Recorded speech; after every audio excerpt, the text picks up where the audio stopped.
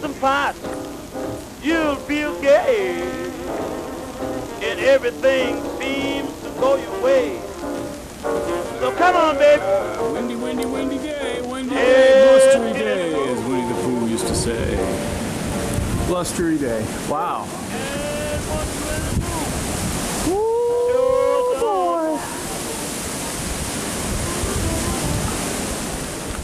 Couple of Winnie the Pooh titles here. Today is a beginning of November here, so we have the Halloween Spookable Pooh, and then of course we are experiencing a blustery day, and this is kind of a fun one. And then on a completely different level, different thing is my 2 Live Crew stuff. I've got 2 Live Crew memorabilia. I know, it's just weird, but I have like memorabilia for a lot of things, so what are you gonna do? All right, blustery day. It's a blustery day. And we got the FBI warning. Kash Patel might come around if I'm not careful. It's a blustery day, but don't say anything about Kash Patel and his airline flights, you know, because like they'll come down, land, and put you in jail for 40 days. 40 days, that's a perfect time. 40 days and 40 nights. Very biblical of the Trump administration to jail one particular fella for 40 days. We're just doing a little cleaning up, returning some bottles, collect some money, put gas in the tank, you know, shit like that. We got Winnie the Pooh here, and Winnie the Pooh's doing a bunch of stuff here. Favorite stories of Winnie the Pooh, Mickey Mouse. Yeah, that's Willie the Giant there. We remember him. So this is a comedy record, Irish comedy, from the early 1900s. This is in a non-electrical recording on Columbia, probably 1910 or thereabouts. I could look it up. Flanagan's Troubles in a restaurant. Descriptive. That's a comedy. Talking. I love that. Talking. Not comedy. Talking. That's what I'm gonna do. From now on, I'm just gonna label all of my comedy talking. Therefore, there's no chance of false advertisement. Hey, I didn't think it was funny. Well, you didn't have to. It's called talking. Blustery day. So this is some of the 2 Live Crew stuff I have here. This is a single of the song that got him in a little bit of trouble. It was a sample from the movie Full Metal Jacket, which had a Vietnamese prostitute saying to Matthew Modine's character, "Me so horny, blah, blah, blah." A little bit on the sort of insensitive, culturally insensitive side, I'd have to say, but it was the 80s when they filmed that movie. This is the single for that. This is the album, the cassette of the album, the 2 Live Crew here, and it's got an extensive list here. Fan club members. Those are the fan club members they put on there. Special thanks and what have you. But there's management, and that was all of that. The controversy, they were arrested in Florida, of course, because Florida is a fucking terrible, terrible place. And it continues to be a terrible, terrible place. But this is rap singer seized on obscenity charge. So they arrested him on stage, and I was following it because, like Lenny Bruce, years before that, Lenny Bruce in the early 60s and late 50s got a lot of trouble and got actually arrested on stage.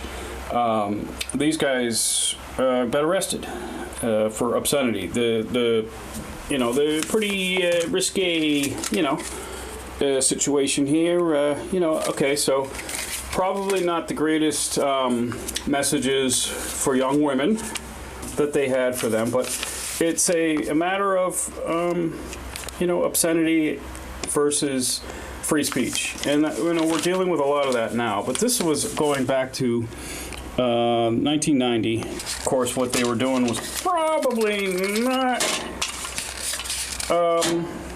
not as risque as some of the things that go on nowadays. but because they were, again, successful out there black artists in Broward County, Florida, which is a notorious place and fucking awful, it continues to be, they were arrested on stage. So it says here,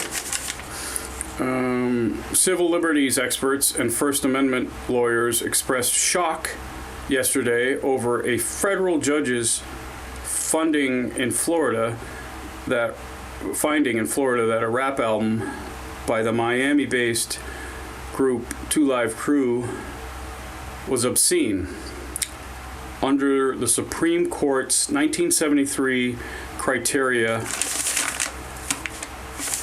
It's hard to read, it's an old newspaper. But you see that's like what we're dealing with in a lot of ways still, is this idea that, the Supreme Court is the word on what is obscene. Is it more risque than what's going on right now? We've got neo-Nazis on stage right now, anywhere in the country, spouting off hate speech. And that seems to be okay with this Supreme Court.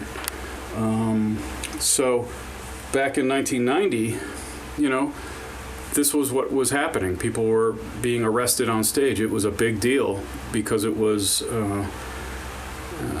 you'd have to go back to like Lenny Bruce and the 1950s and the 1960s to have such a thing where obscenity charges were leveled against artists. And we may be going back to that.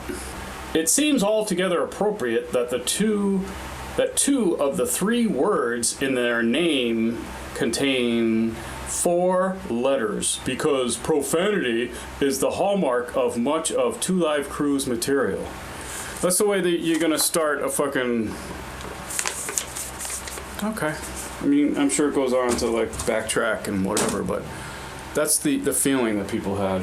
They didn't get many supporters, especially from, the white media, from white people. But this is a piece of American history. Yeah, Stanley Kubrick's movie was, portraying those Vietnamese prostitutes that way.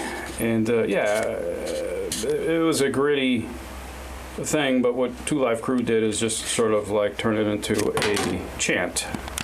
All right, so that was, I got a lot going on here. We've got this is the record from early 1900s.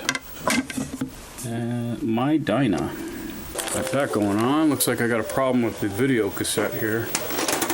This is a blustery day. Is it over? Probably have to clean the heads on the machine. What the fuck is going on? Old equipment.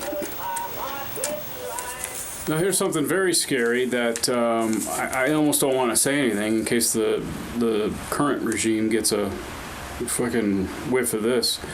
Charges for owning the album, the 2 Live Crew album. While the judge did not prohibit the sale of the album and made no finding of criminally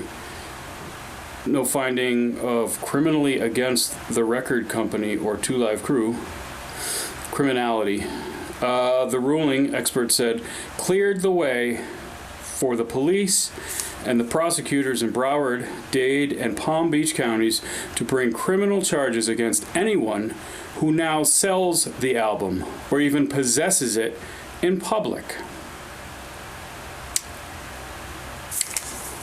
That is frightening. I didn't realize that that they weren't just going after the performers, that they were going after people who owned it.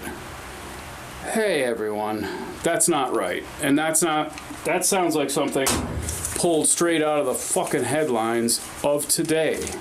This was 1990. These were things, this is why I kept this, because this is where I was thinking things were headed. In some sort of like serious 1984 type situation where the conservatives were going to do things like this, and they started to, and they have. And this is 1990. This is when this type of thing was occurring, and is still occurring. It is a blustery day in 2025 for America.